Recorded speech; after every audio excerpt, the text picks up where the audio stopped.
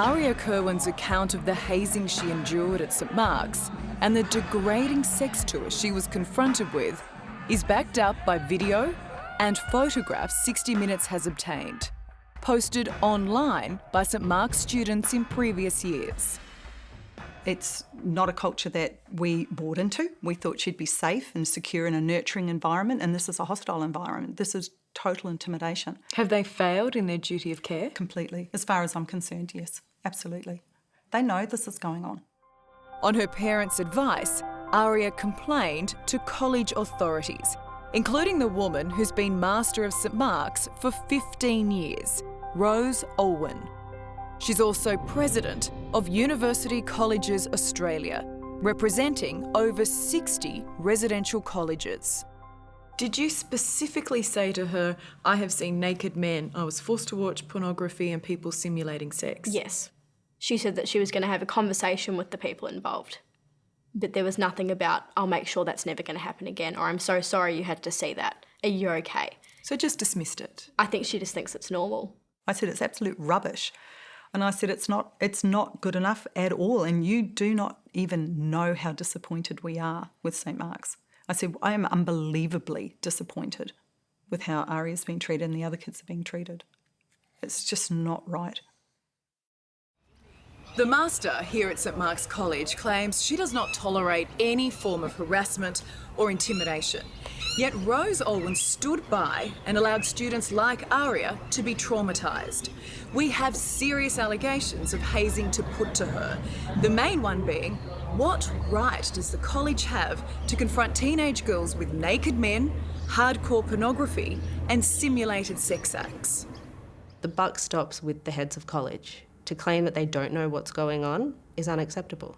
If you don't know what's going on, then you've lost control of your own college.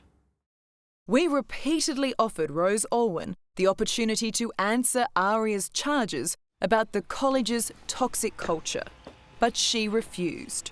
She also refused to meet with us in person. Hey Rose,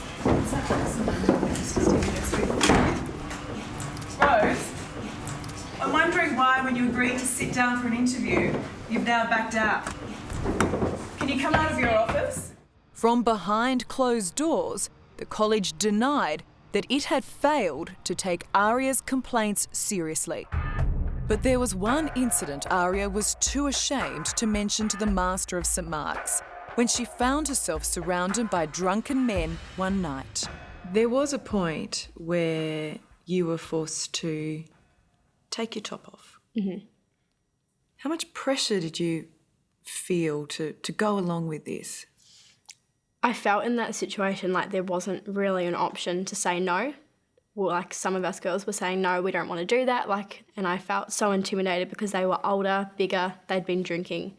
You know, I'm a 5'2", 18-year-old. You know, what am I going to be able to say to them that is going to make them stop? So I just thought I just need to do it.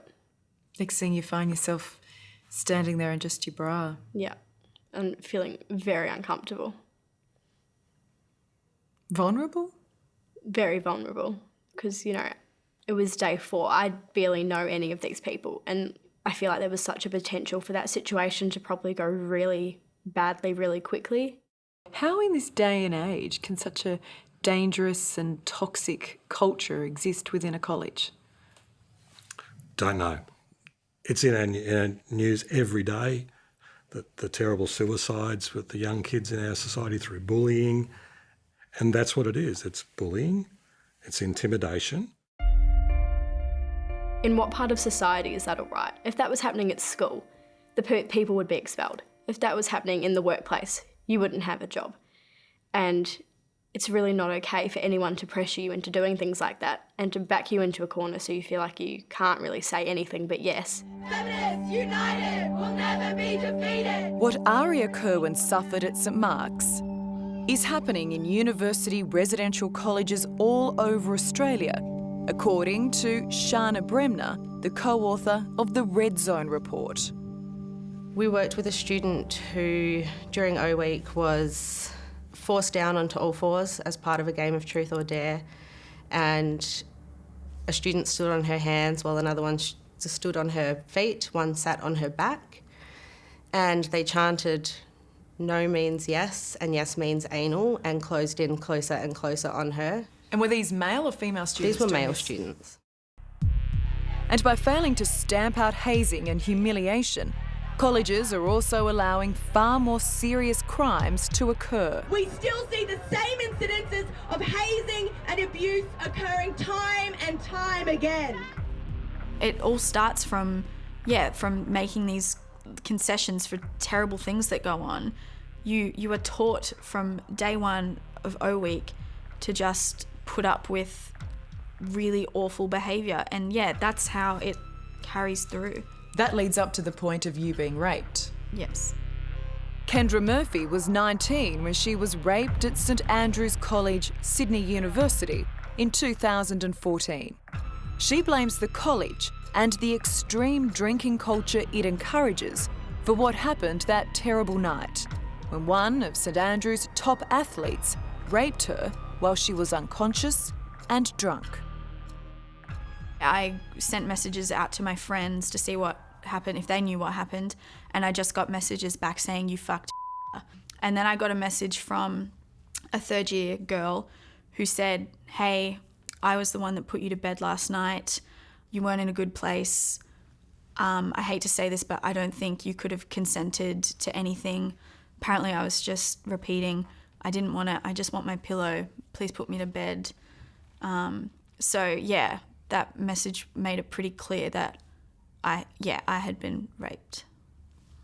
It felt awful that it got to that point and that no one intervened because everyone was too drunk. There's no one looking out for anyone when you're too drunk. Kendra, young and having just moved to Sydney from a country town, immediately went to St Andrews College authorities. You reported it to the college very quickly. Yes. Was there any physical evidence taken? No. No, that wasn't even suggested. Which is the first thing you do when someone says, "I've been raped." Correct. Incredibly, instead of telling Kendra to go to the police, the college said it would investigate her rape. Where in the real world is someone allowed to take the law into their own hands? Nowhere. And that's the thing, college is a strange standalone place. It's not the real world. It makes its own rules and it doesn't report to anyone. It doesn't happen in the real world and it shouldn't be allowed to happen in a college. Coming up, the college's shocking judgment on Kendra's rape. They're not going to out him as a rapist or take him to the police. And hazing claims a tragic victim. Had he not gone to St Paul's College, he'd be alive today. That's next on 60 Minutes.